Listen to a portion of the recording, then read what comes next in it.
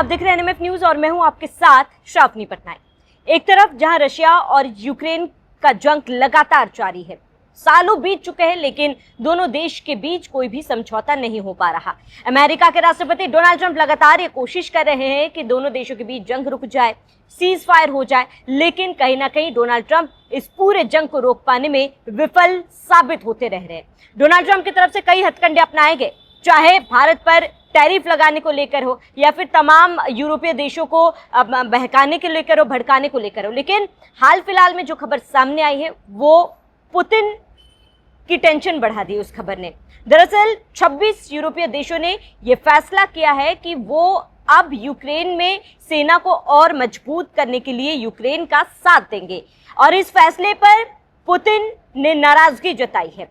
जहां रशिया के राष्ट्रपति पुतिन ने कहा है कि अगर ये फैसला लिया जाता है तो ये गलत होगा, ये यूरोपीय देशों के साथ रिश्ते भी गलत होंगे। अगर यूक्रेन में कोई भी विदेशी सेना, विदेशी ताकत तैनात की जाती है तो रशिया की तरफ से इसकी कड़ी आलोचना की जाती है और रशिया इसको बर्दाश्त नहीं करेगा। दरअसल आपको बता दें कि यूरोप के 26 देशों ने यूक्रेन के लिए सिक्योरिटी फोर्स बनाने और यूक्रेन की सेना को मजबूत करने का ऐलान किया, जिस पर रशिया ने नाराजगी जताई है। रूस ने यूक्रेन के लिए सिक्योरिटी गारंटी की कड़ी आलोचना करते हुए कहा कि यूरोपीय महाद्वीप के लिए खतरे की गारंटी बताया। रूस के विदेश मंत्रालय ने भी कहा कि यूक्रेन के लिए यूरोपीय देशों का प्रस्ताव मॉस्को के लिए पूरी तरह से अस्वीकार्य है। रूस ने यूरोपीय देशों को चेतावनी दी है कि किसी भी रूप में यूक्रेन में विदेशी सैनिकों की तैनाती को उकसाने की कार्रवाई माना जाएगा, उसका बड़ा जवाब दिया जाएगा। लेकिन इस धमकी को नजरअंदाज करते हुए तमाम सिक्योरिटी फोर्स के गठन से जुड़े यूरोपीय नेताओं ने यूक्रेन के राष्ट्रपति जेलेंस्की के साथ मुलाकात की, और इसके साथ उनके साथ मुलाकात होने के बाद तमाम यूरोपीय देशों के नेता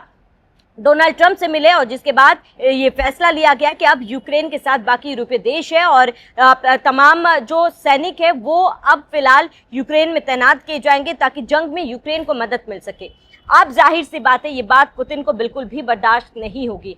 अब इन तमाम चीजों के बीच सबसे बड़ा सवाल है कि जो डोनाल्ड ट्रंप और पुतिन के बीच बातचीत हुई थी, बीच में बैठक हुई थी, और ये कयास लगाए जा रहे थे कि कुछ ना कुछ तो पॉजिटिव निकलकर इस बैठक से सामने आएगा, और इसके साथ ही त्रिस्तरीय बैठक की भी बात की जा रही थी, ट्रायंगल मीटिंग की बात की जा रही थी कि जेलेंस्की, पुतिन और डोनाल्ड ट्रंप के बीच बातचीत हो सकती है। लेकिन अब यूरोपीय संघ की तरफ से जो 26 देश है वो यूक्रेन का साथ दे रहे हैं। ये फैसला सामने आने के बाद जाहिर सी बात है इस मुलाकात पर एक बहुत बड़ा क्वेश्चन मार्क है। ये बड़ा सवाल है कि क्या वाकई में अब ये मुलाकात हो पाएगी?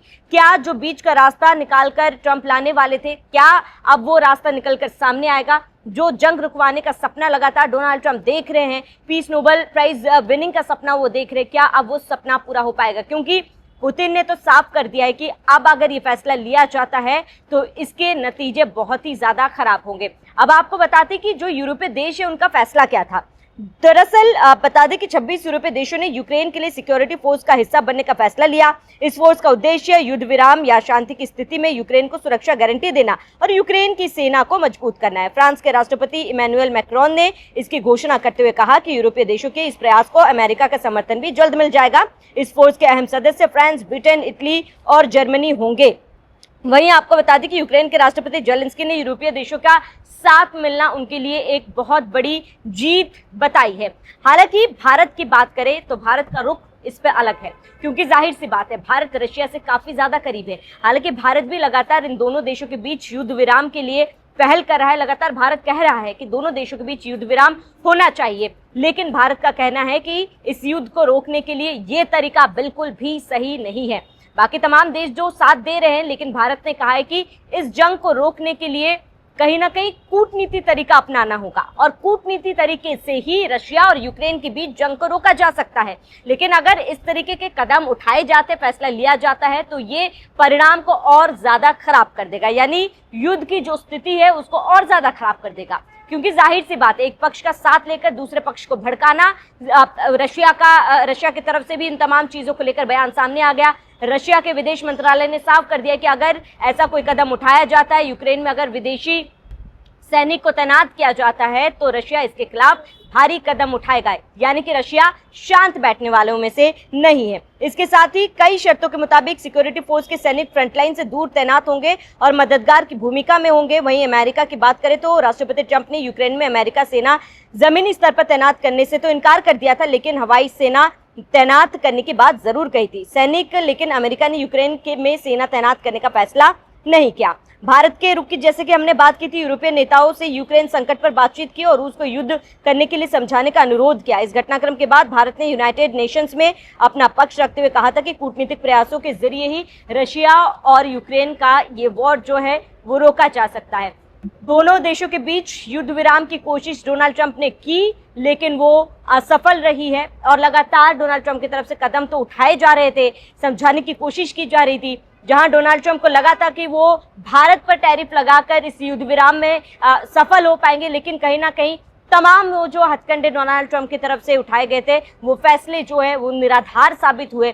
युद्ध विराम तो नहीं हुआ, तो अब डोनाल्ड ट्रंप ने ये तरीका अपनाया है जहां यूरोपीय देश ने पहले जेलेंस्की से मुलाकात की और उसके बाद डोनाल्ड ट्रंप से मुलाकात की और उसके बाद ये फैसला लिया कि यूक्रेन की बाहरी सीमाओं में उनके तरफ से सैन्य मदद दी जाएगी। हालांकि भारत ने साफ ये कहा है कि ये सही तरीका नहीं है, अगर इस युद्ध को रोकना है तो हमें कूटनीति तरीके से रोकना होगा। ये जो कदम उठाए जा रहे बाकी देशों की तरफ से, इससे अंजाम बहुत बुरा हो सकता है और जिसको लेकर पुतिन ने भी साफ कहा है कि अगर ये किया जाएगा तो अंजाम भुगतने के लिए तैयार हो जाए, क्योंकि ये मॉस्को के लिए भी सही नहीं है और जिस तरीके से अगर यूक्रेन में बाहरी सेना देखी जाती है तो इसका मुंह तोड़ जवाब दिया जाएगा।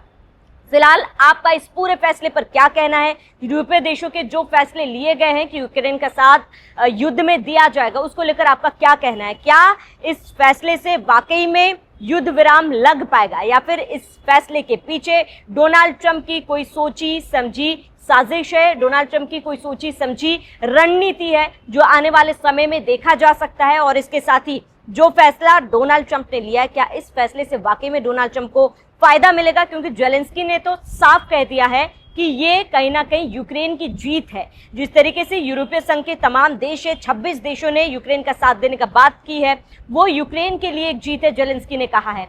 लेकिन कहने और करने में बहुत अंतर होता है। फैसला तो ले लिया क्या है, अब ये देखना होगा इस फैसले के बाद रशिया का क्या रुख होता है, पुतिन का इस तरफ क्या रुख होता है। बहरहाल आपको क्या लगता है इस फैसले से क्या वाकई में रशिया और यूक्रेन के बीच जंग जो सालों से चलती आ रही है वो रुकेगी या फिर नहीं? हमें कमेंट कर जरूर बताएं। साथ ही बने रहिए NMF न्यूज के साथ।